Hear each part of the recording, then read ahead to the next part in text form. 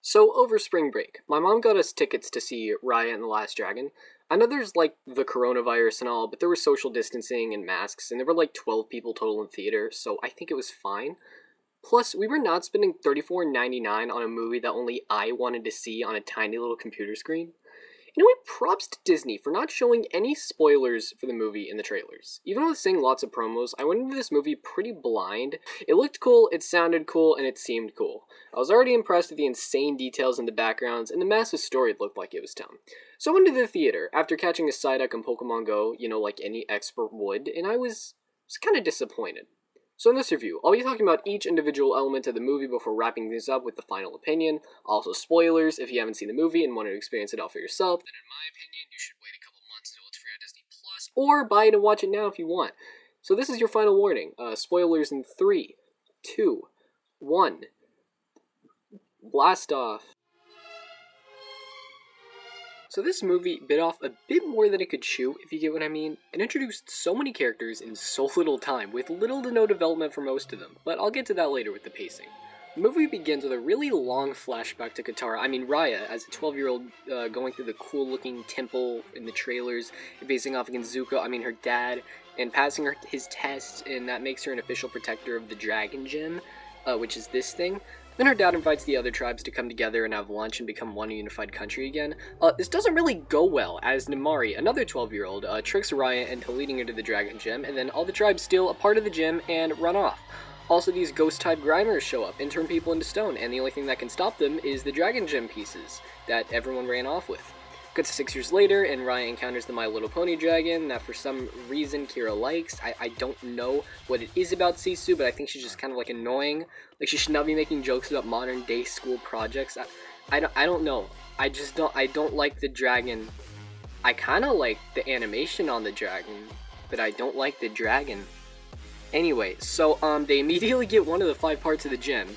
In a kind of cool sequence, but it also goes by kind of quickly, and then they leave, and then they get the next part, and then they leave, and then they get the next part, and then they leave, and then some drama happens with Namari, and then Sisu dies. Oh yeah, that's kind of important and sad, I guess. And then there's a really cool-looking, pointless fight between them on the crumbling castle.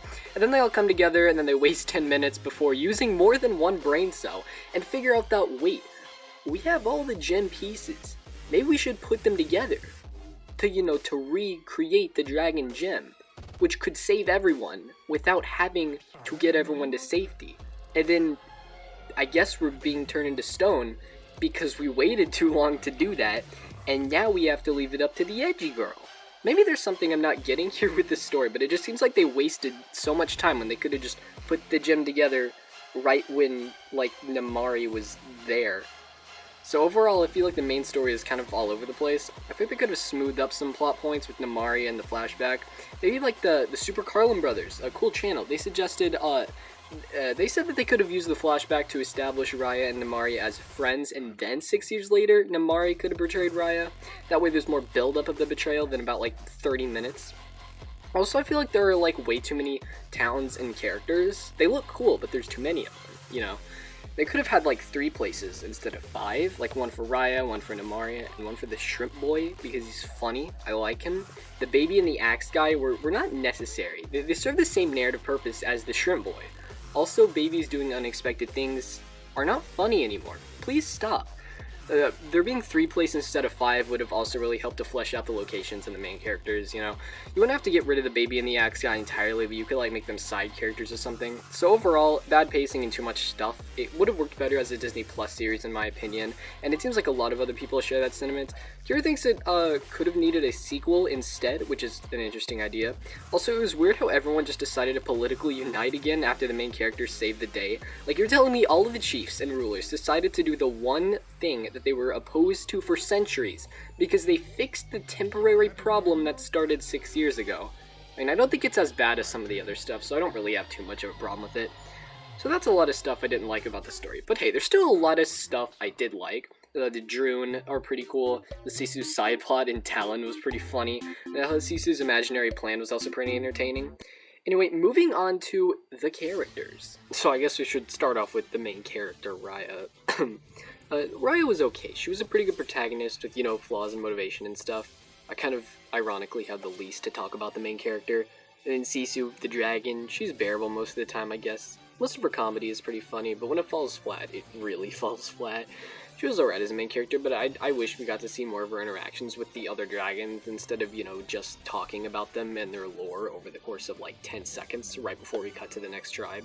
This is another reason why it would have worked better as a series and not as a movie, to really flesh that whole thing out.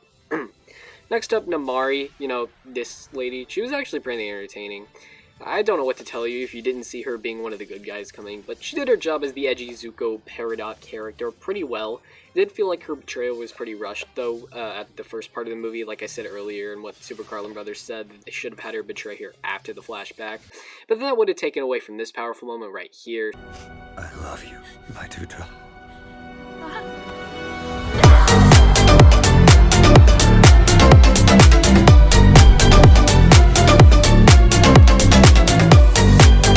So I kind of get it, I guess.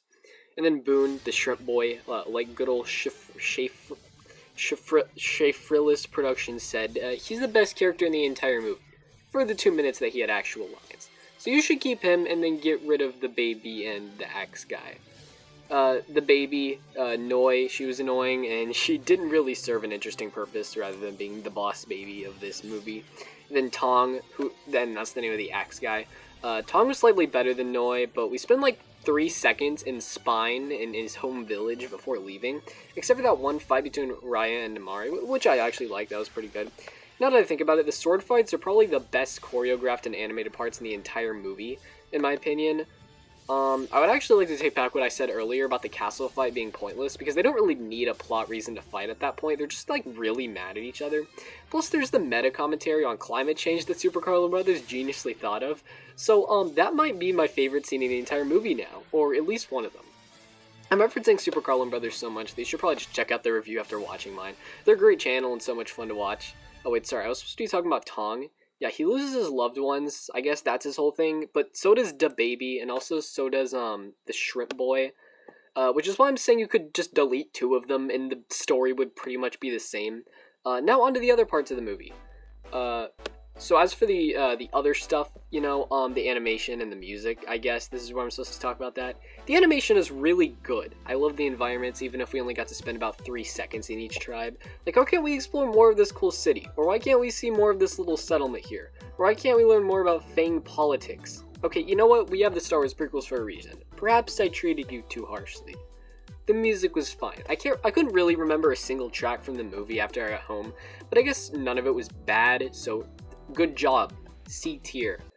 Okay, this is actually pretty good now that I'm re-listening to it, so I'm gonna bump it back up to B tier. So as for the final opinion, I guess you could say that it's up to the viewer's interpretation to decide whether this movie is good or bad. It really depends on what you like in a movie.